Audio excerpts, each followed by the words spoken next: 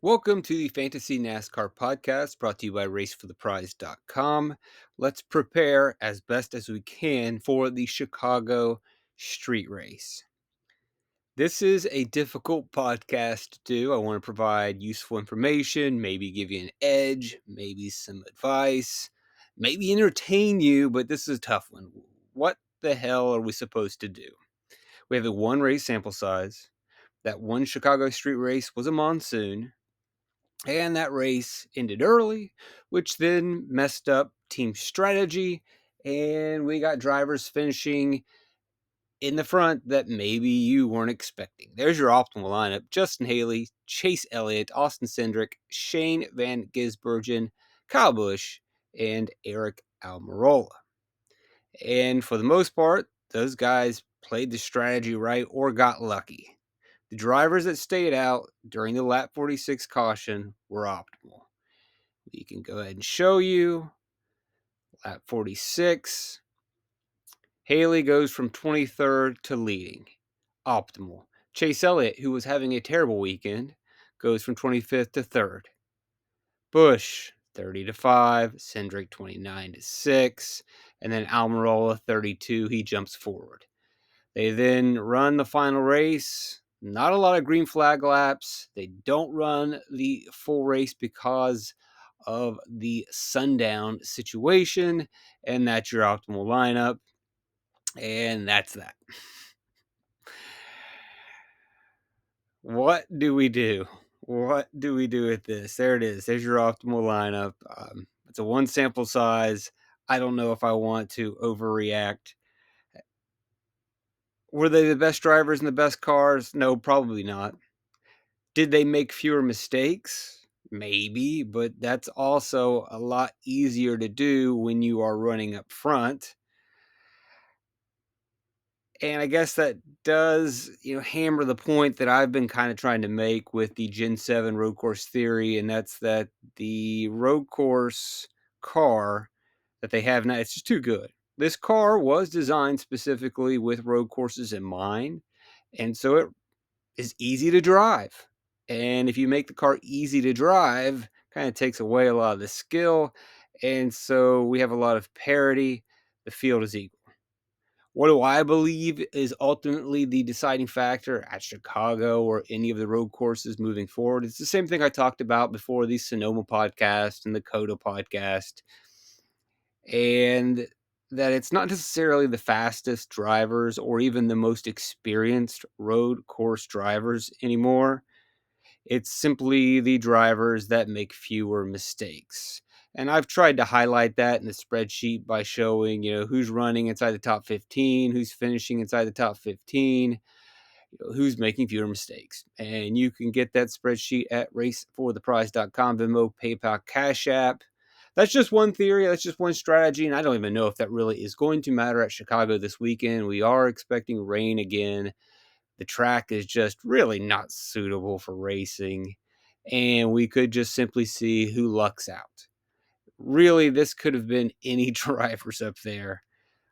But overall, my thoughts on the Gen 7 car and road courses is simply drivers that make fewer mistakes. And that fewer mistakes includes execution, but it also includes strategy.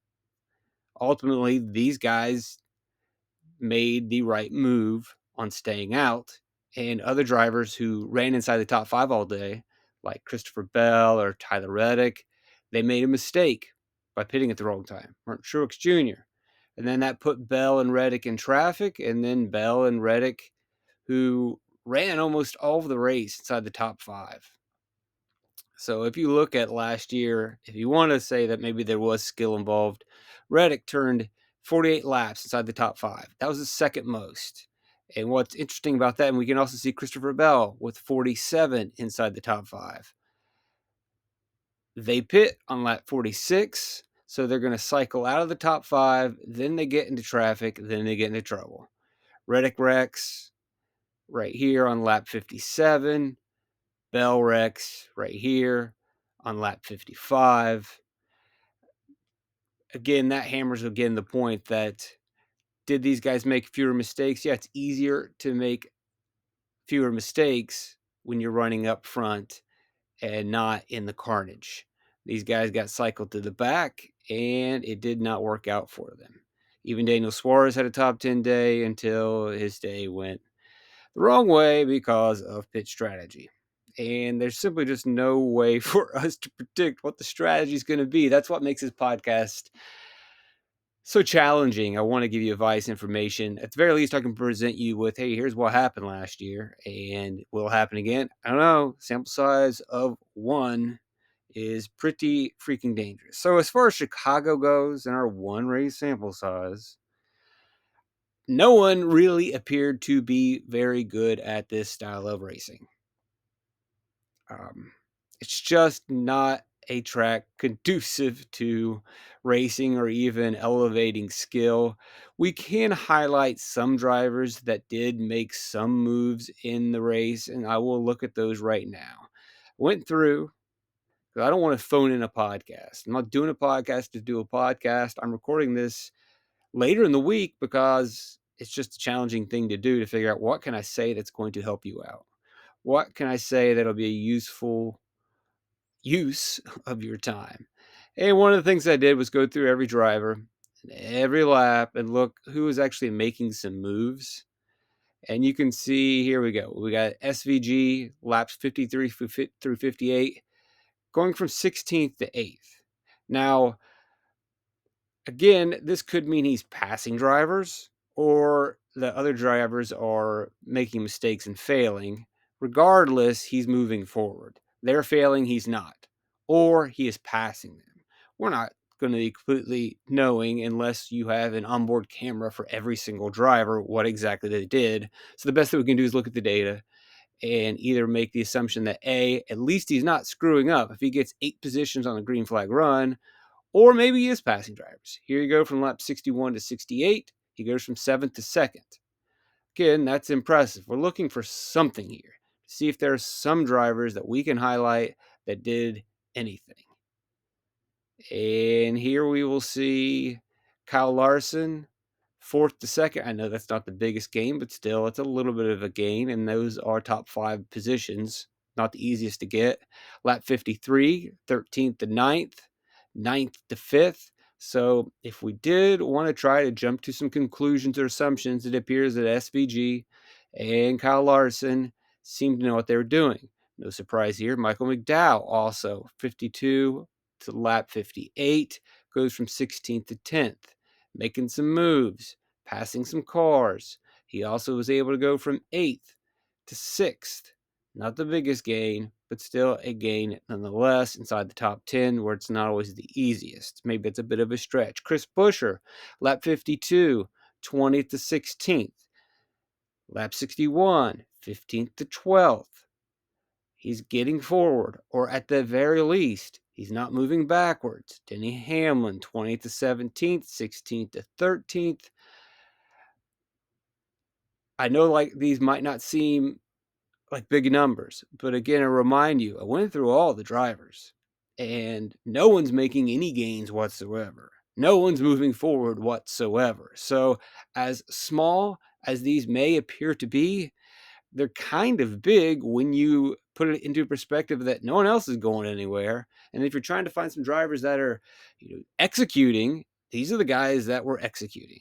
Ryan Preece, nice little run here on lap 61 to 67, going from 19th to 15th. Christopher Bell, 26th to 22nd. And as I mentioned earlier, he spent a lot of time inside the top 5. And that's about all you got. Most of our movement comes kind of later in the race. Now, some of that could be due to guys cycling forward, and these passes are against drivers that may not have really deserved their position. I can't provide all of the absolute context that you're going to need. And you can watch the broadcast again, and you're not going to get that information either. We're not going to get the onboard. This is the best that we can do. So and again, you might want to be careful with this data, but if we wanted to elevate some of the drivers this weekend, SVG, Kyle Larson, McDowell, Buescher, Hamlin, who qualified on the pole, Ryan Preece maybe, obviously Christopher Bell, and then your typical good drivers. Maybe you look at practice laps this weekend and you want to make some assumptions about who's going to make fewer mistakes. That's fine. Again, we have a small sample size, and I don't even know how much previous road courses are really going to help us out. We're not going to be able to predict strategy or who will benefit from a caution. So it's going to make it pretty random. And maybe that's the best bet, is to dial down practice data, dial down track history. It's like, well, what do I even pick based on? Well, I guess you would pick sort of like what you would do for, and we do this at most road courses, by the way, sort of what you do to a plate track. You're chasing place differential and hoping that you get the guy that makes fewer mistakes, the guy that doesn't wreck, the guy that plays the strategy correctly and scores 20 place differential points. 35 for Haley, 23 for Elliott, 25 for Austin Cindric, 13 for Busch, 12. And you'll see all of their average running positions were not very strong. They just cycled forward. The best strategy that I think I could give you, or what I will follow, is I'm going to chase place difference on the back and treat this like a restrictor plate race. And if you go back and watch that race and watch people hit tire barrier after tire barrier, and it's good drivers, like I mentioned, Reddick into a barrier, Bell into a barrier. It sounds a lot like Daytona, where good drivers will wreck, and guys that you don't expect to move forward end up getting into the top 10 just because of the way that the race plays out. That would be my main play, because again, we don't know what the strategy is going to be.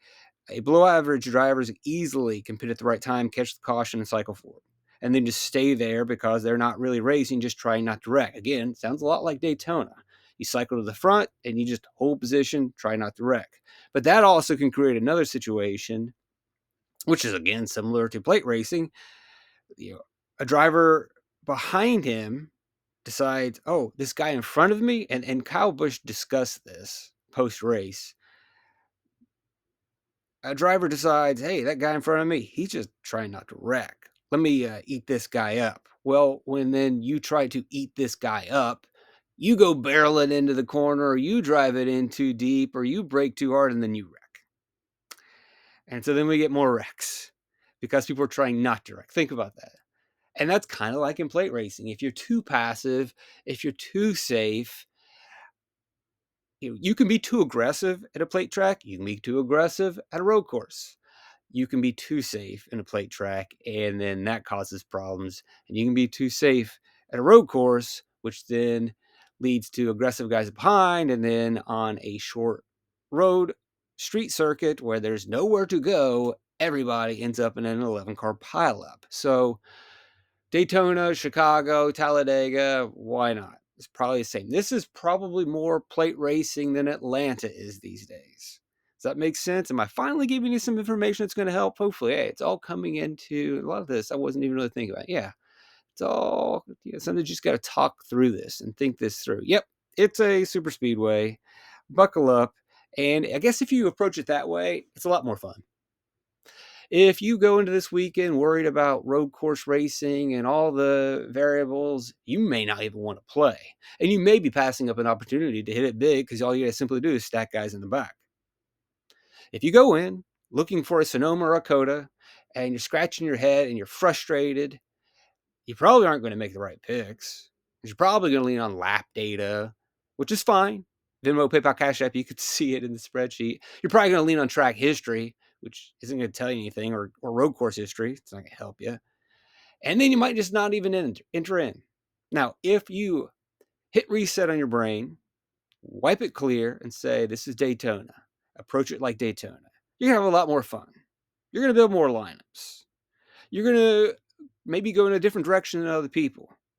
And clearly, based on the one race sample size, that looks like the direction to go in. And actually, when I say that aloud, I feel a lot better about this, because my worry was, it almost feels like we're playing Pro Bowl DFS at DraftKings or NBA All-Star Game showdown slates. You get that feeling of like, what is this? Is this an exhibition? Is this a random event? If you go in like that, it's not very fun. It's not very appealing. But if you say this is Daytona, hey, it's July 4th weekend. It's a redo of Daytona. Then I think it's a much more pleasant experience. Now, That could be completely wrong, could be completely off base, because we only have a one race sample size. But yeah, no ifs, no buts, no excuses. It's Daytona for me. Thanks for joining me, guys. As always, I'm blessed to have you around, hitting that like and subscribe button, and Venmo and PayPal and Cash App and doing all those things. It means a lot. Hope you have a wonderful Independence Day weekend. Trips are like fantastic.